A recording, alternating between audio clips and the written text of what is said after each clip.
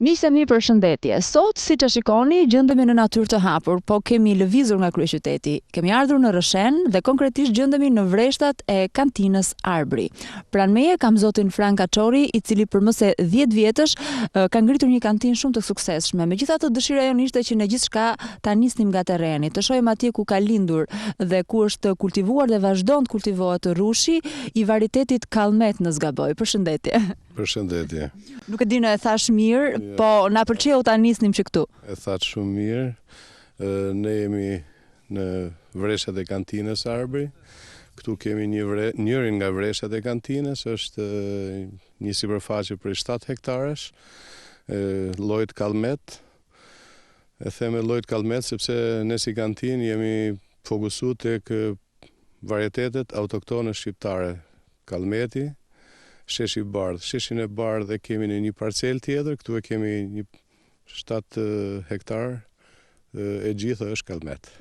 Ajo që ne na bëri shumë përshtypje është që gjithçka ka nisur nga një traditë familjare. Këto janë vreshtat që përkasin familjes suaj, të cilat ju dëshiruat që ti zhvillonit më tej, të mos mbetej vetëm një kulturë e familjes, por që ti kalon të kufit. Tashmë ju prodhoni, madje dim që prej rreth 2 vitesh keni prodhuar dhe atë spumantën e parë shqiptare, por gjithçka do ta shohim kur të shkojmë tek kantina. Si keni arritur që të zhvilloheni dhe të rrisni prodhimin tuaj dhe ta standardizoni në standarde ndërkombëtare, ashtu siç vërtet të gjithë bota e kërkon? E nisim nga tradita, mirdita në përgjithësi ka pas dhe ka një traditë në prodhimin e verës.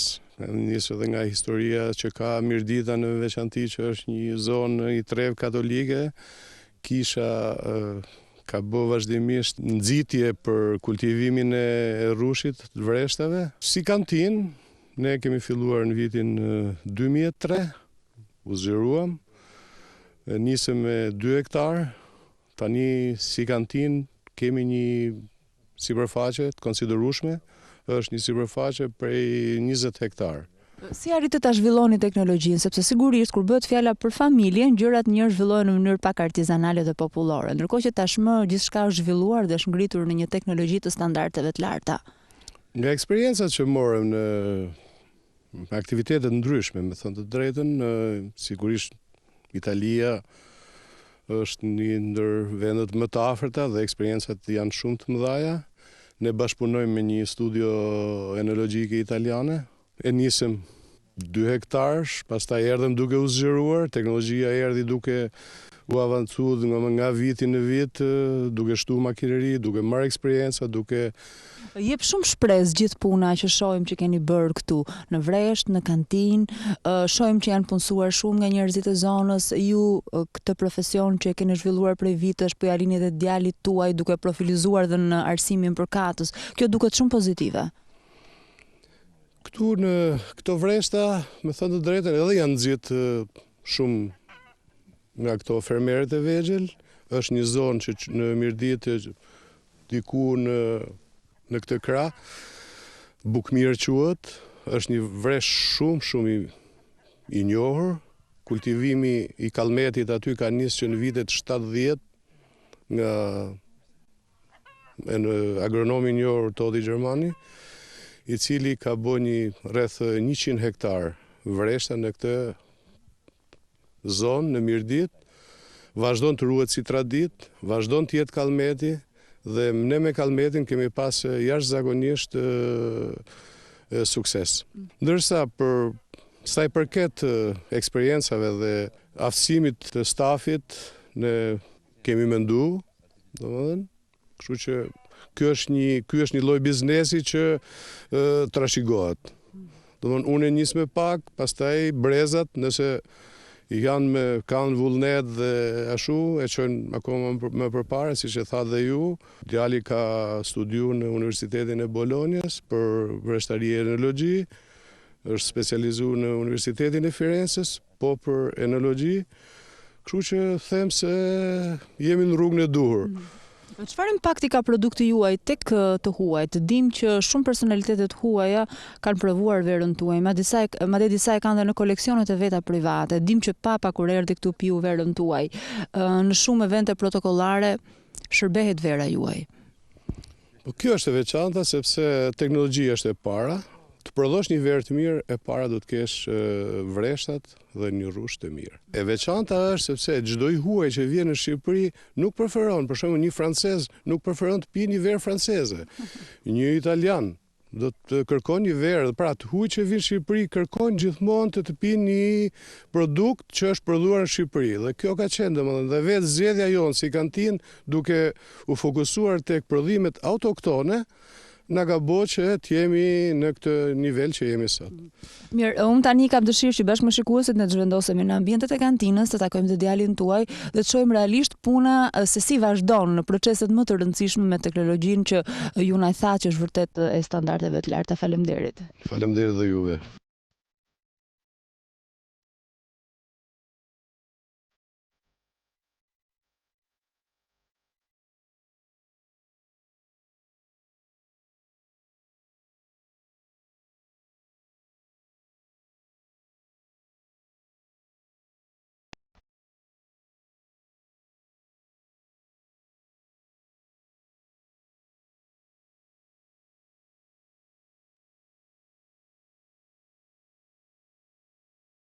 Jemi në kantinë, më në fund, bashkë me Riger Skaçorin, i cili është, le të themi, ai që po e vazhdon stafetën e familjes, por bashkë me babain. Vera lind këtu. Flen në këto bute Drurilisi dhe pastaj shkon dhe degustohet te konsumatori deri tek personalitetet më të larta. Është kënaqësi të vazhdosh traditën e familjes? Është kënaqësi që të vazhdosh traditën e familjes, sidomos një punë domethënë shumë e madhe e familjes për sa i përket vreshtave dhe verës. Historia e kantinës lindi me babain, nisi domethënë biznesin vite më përpara. Dhe në zonën tonë ka qenë gjithmonë traditë të pihet një gotë verë, domethënë. Po ashtu dhe familja, nga gjyshi te gjysha, mbaj mend edhe kur kam qenë i vogël, një gotë verë gjithmonë është servirë në tavolinat tona. Ajo ka qenë piknisja. Më pas ka nisi investimi si në vreshta, si në kantinë, si në anën e zonën e fermentimit, domethënë kur është zona e përpunimit të rushit, dhe sot të kësaj dite jemi domethënë në ambientin që është kulti, le të themi, vendi ku vera pushon dhe vera vjetrohet.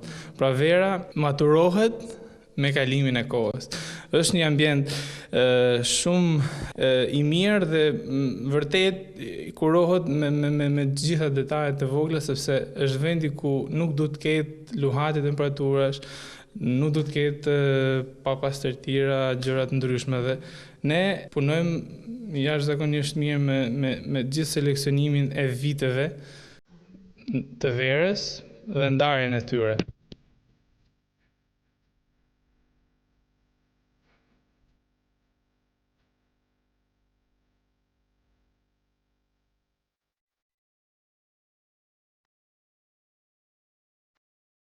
Në fakt ajo që na bën përshtypje është që ju nga tradita keni vendosur dhe që të arsimoheni, pra të jepni të tjera prioritete kësaj pije të dashur që klasifikohet dhe si një qenie e gjallë, le të themi, kështu thon për verën.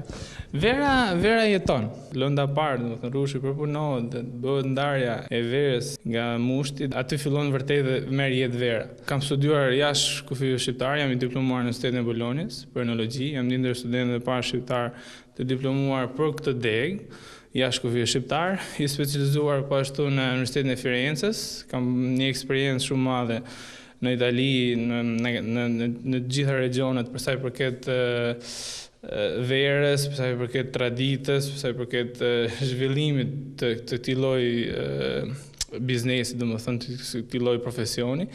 Dhe ndërkohë kam bërë dhe stazhe të ndryshme në kantinat më prestigjioze italiane. Këtë kam pas fat sepse le të themi ka bë profesionin për ta bërë gjë të tillë. Ndërkohë, eksperiencat e marra jashtë i kam munduar deri diku t'i kthejmë edhe në vendin tim, edhe në vendin ku kam lindur. Ajo që na bëri përshtypje dhe që e folëm dhe përpara se të nisnim intervistën është që vera e Kallmet është shijuar dhe rreth 200 vite më parë nga klerikët e Vatikanit. Ndërkohë që historia thot në atë kohë jepesh haraçi nga vendasit, shqiptarët e paguanin haraçin me verë, apo jo? Është vërtet. Atëherë, unë Kallmetin si varietet e kam studiuar edhe jashtë kufijës shqiptare. Para 200 vjetësh, Papa Klementi ka pas pirë verën Kallmet. Pra, ne, duke qenë në pamundësi për të paguar taksat, pra zonat, po them Mirdita, zona pjesa më madhe e veriut, duke pas mundësi për mos paguar taksat, çonin një sasira të verës si taks në Vatikan. Me vizitën e fundit të Papa Franceskut, grupi i sommelierëve të papës që kujdeset me anën përgatitore të tavolinës dhe sidomos të ushqimeve që Papa konsumon, me një degustim është zgjedh që në tavolinë të jetë vera Kallmet e kantinës Arbëri. Dhe kjo për ne vërtet është një diçka shumë e madhe dhe e kemi pranuar domethënë me shumë kënaqësi. Gjatë drekës janë konsumuar domethënë rreth 24 shishe Kallmet dhe një pjesë e sheshit bar, që është një varietet tjetër, është varietet autokton shqiptar. Në këtë rast, pas 2-3 javësh, domethënë që mbaroi vizita, kemi marrë edhe një falënderim nga ana e Papa Franceskut, ndërmjet ambasadorit të Vatikanit në Shqipëri, nunsit apostolik. Ajo që na bën përshtypje është që ju keni mundur të bëni, le të themi, në një zë dhe të gjithë fshatarët e zonës, duke shfrytzuar ndoshta mungesën e punësimit për të dhënë atyre mundësinë që të ingranohen në këtë mekanizëm që duket shumë frutëdhënës. Kantina Arbëri në pronësi ka rreth 20 hektarë. Nga këto 15-16 janë prodhim, 4 futen prodhim vitin që vjen. Ne punojmë me vreshtet e Bukmirës dhe me vreshtet e Kodërshenit.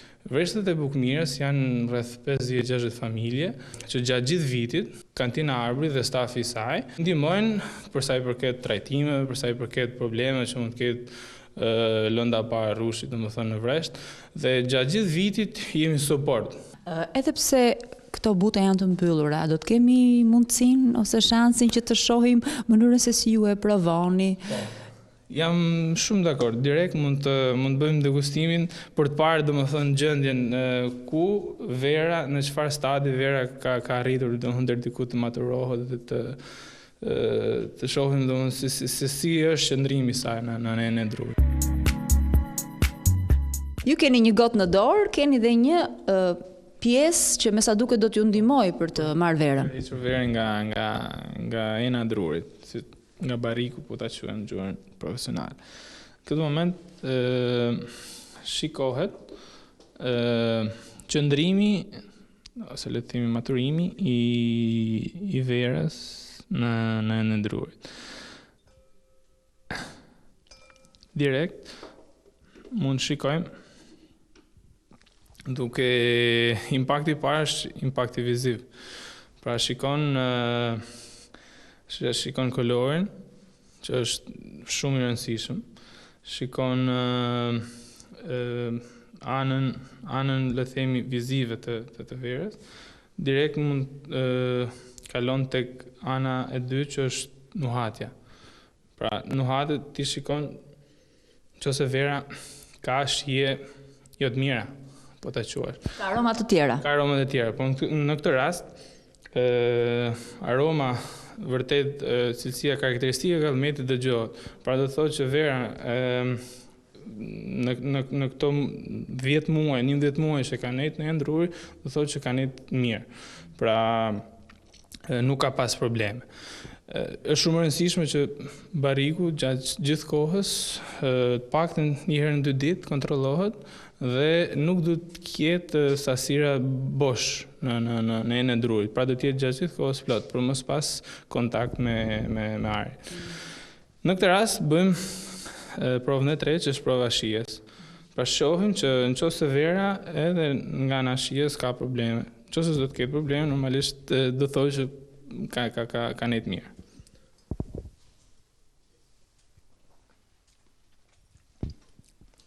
Edhe në shije, duket që vera ka ndenjur mirë, por që i duhet akoma edhe qiko që tjetë precize në momentin e kalimit domethënë nga bariku në shishe. Tani kam dëshirë që si qershi ambitor të lëm një moment final. Jeni të parët në Shqipëri që keni arritur të prodhoni dhe atë spumantën klasike, për të mos të quajtur shampanjë sepse është emër dhe patent tjetër, le të themi, por që procedura është po e njëjtë. Kam dëshirë të shkojmë bashkë dhe ta shohim me gjithë të shikuesit tanë se si është arritur të realizohet spumantja klasike në kantinën tuaj. Me shumë kënaqësi.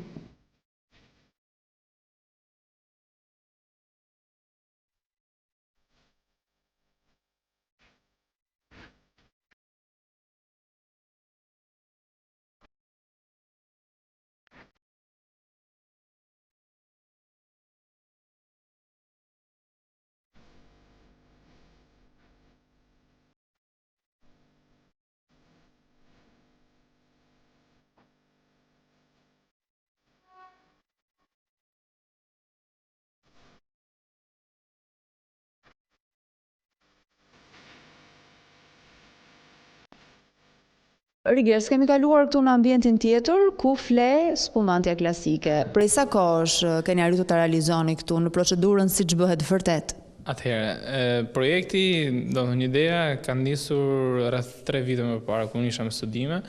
Me miqtë e mi, isha një mikun tim nga Argentina dhe një mikun tim francez, dhe më thot nga zona Bordeaux, thot po jo, prodhoni shampanjë spumant?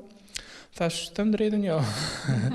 Dhe në atë moment, do më thonë, më lindi ideja, pse jo të nis një projekt për të bërë një shampanjë në Shqipëri.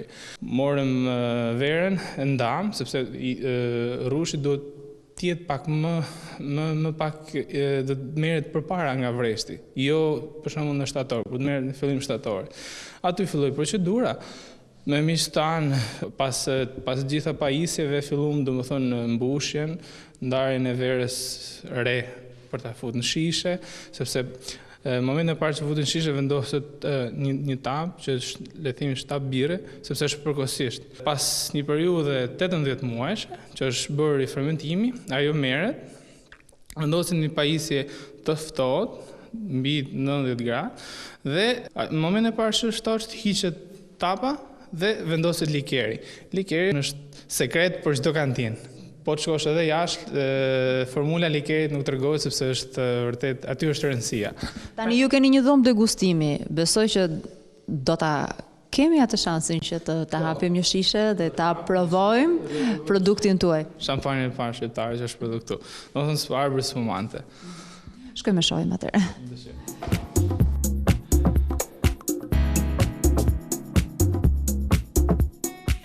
Atëherë, ku jemi këtu me shishen e shampanjës përpara, është shishen e spumantes dhe me 2 gotat, të cilat janë të përshtatshme pikërisht për këtë pije. Deri diku janë të përshtatshme, se gotat e shampanjës kanë, domethënë, janë më të mprehta dhe janë totalisht prerje tjetër, por këto janë shumë mirë. Atëherë, kjo është produkti final, shampanja. Mund bëjmë edhe degustimin. Në veçori nga vera, shampanja duhet të degustohet, ose më saktë të shijohet në temperaturë të freskët, 6 deri në 8 gradë. Pra duhet të freskët që vërtet të shijosh produktin e spumantes. Atëherë, fillon me hapjen e kapsulës, që është një kapsul ndryshe nga ajo verës. Në momentin e parë që është ndarë kapsula, bëjmë hapjen e telit dhe themi të sfumantes.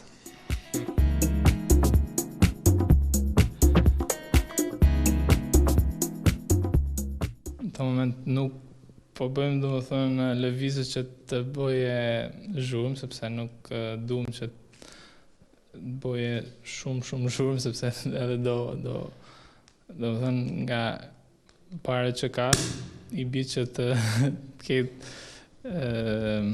akoma më shumë forcë. Zakonisht përplaset në tavan kur e lëvizim, ë? Varet nga fesa, varet nga mënyra se si don ta shijosh. Por normalisht spumantja me veçorinë kryesore është përdoret në rast të ekzimi, në rast të festash. Dhe normalisht bukuria është momentin e parë që tapa del me forcë nga shishja. Atëherë le ta degustojmë. Unë i falenderoj shumë që na dhat mundësinë edhe shikuesve tanë që të shijonim së bashku këto produkte shqiptare në emrin Arbri, një emër i vjetër i cili po e vazhdon traditën e vet. Është kënaqësi që ne të jemi këtu bashkë dhe shikuesit të shohin me sytë e tyre se çfarë ndodh vërtet këtu, për të ndjellë optimizëm dhe si një sugjerim shumë pozitiv që atje ku ka dëshirë dhe pasion gjithçka ecën. Me punë vërtet arrihet gjithçka. Kjo është domethënë motoja e kompanisë, e Kantinës Arbrit dhe sidomos besimi tek të rit dhe besimi, investimi në vërtet në atë çfarë të gjithë ne shqiptarët kemi, pra varietetet shqiptare, gjëra tradicionale që kemi. Besoj që me punë gjë arrihet. Dhe vërtet ju falenderoj për vizitën. Faleminderit dhe ju që na pritët.